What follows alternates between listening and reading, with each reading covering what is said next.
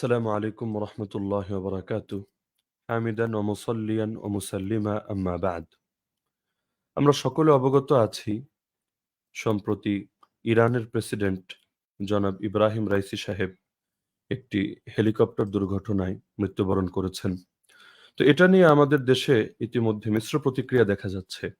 অনেকে আলহামদুলিল্লাহ বলছে, অনেকে রহমতুল্লাহ আলাইহি পাঠ করছে।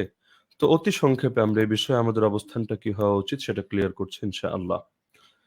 যে কোনো মানুষ তার ঈমানটা হলো মুখ্য বিষয়, তার নামটা মুখ্য বিষয় না। কাদিয়ানী যারা আছে তাদের নামও তো মুসলমানদেরই নাম। যারা আল্লাহ রাসূল সাল্লাল্লাহু আলাইহি ওয়াসাল্লামের শানে গালিগালাজ করছে এই দেশে নাস্তিকদের মধ্য থেকে, তাদের অনেকের নামও তো মুসলমানদেরই নাম।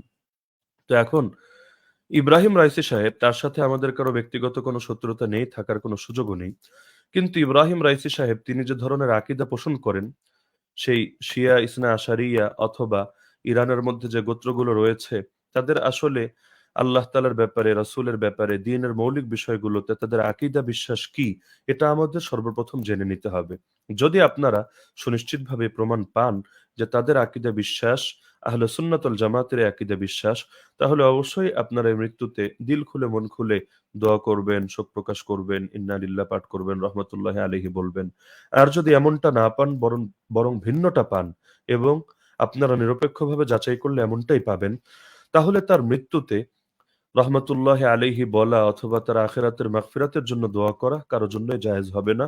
এটা কোরআন দ্বারাও নিষিদ্ধ, হাদিস দ্বারাও নিষিদ্ধ, উম্মাহর সর্বসম্মতিক্রমে নিষিদ্ধ। হ্যাঁ, এখন দ্বীনের জন্য যদি তার অবদান থাকে সেটা আমরা অস্বীকার করি না, করার সুযোগও নেই। আবু তলেবেরও তো দ্বীনের জন্য অবদান আছে। যেন তেন অবদান না, বরং বিরাট বড় অবদান আছে। এই পরিমাণ অবদান যেটা পৃথিবীর অনেক মুসলমানরও নেই দ্বীনের জন্য। কিন্তু সেই আবু তলেবের জন্য ক্ষমা প্রার্থনা করা কি আপনাদের জন্য জায়েজ হবে?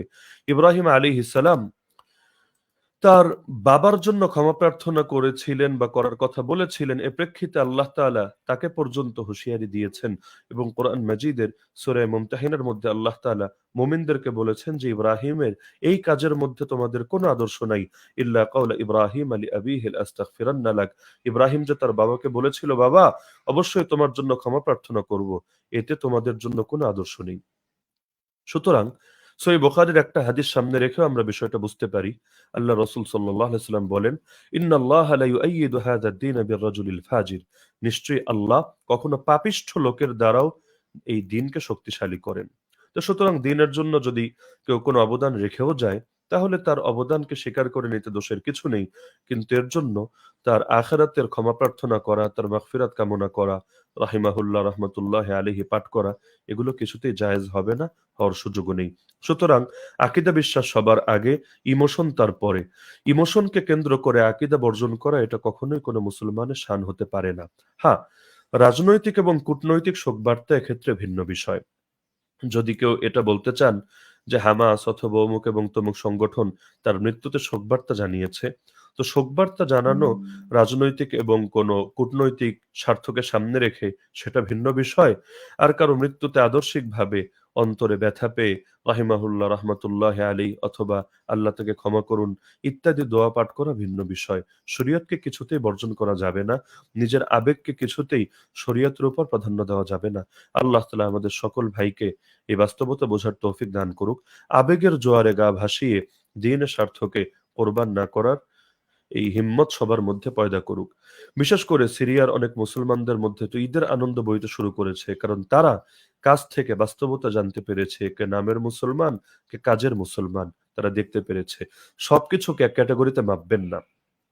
তাদের সাথে আহলে সুন্নাত ওয়াল জামায়াতের ইখতিলাফ, এই উগ্রবাদী রাফেজি শিয়াদের সাথে আহলে সুন্নাত ওয়াল জামায়াতের ইখতিলাফ, আর মাযহাবগুলোর পরস্পরের ইখতিলাফ অথবা বিভিন্ন মাসলাকের পরস্পরের ইখতিলাফ, এগুলোকে কখনোই এক ক্যাটাগরিতে ফেলবেন না। না হলে দুদিন পর বলবেন কাদিয়ানী আর সাধারণ মুসলমানের ইখতিলাফও সাধারণ ইখতিলাফ, তো মাসলাক যার যার, দিন ইসলাম সবার। না, সব ক্ষেত্রে এই একই আলাপ চলবে না, বরঞ্চ বাস্তবতা বুঝতে হবে। যেখানে ঈমান এবং কুফরের সংঘাত, তাওহীদ এবং জাহেলিয়াতের সংঘাত, সেখানে অবশ্যই আপনাকে তাওহীদের পক্ষে থাকতে হবে, ঈমানের পক্ষে থাকতে হবে। হক আর বাতিলের মধ্যে কোনো নিরপেক্ষতা চলে না। আল্লাহ তাআলা সবাইকে বাস্তবতা বোঝার তৌফিক দান করুক। আমিন। ওয়া আখিরু দাওয়ানা আনিল হামদুলিল্লাহি রাব্বিল আলামিন।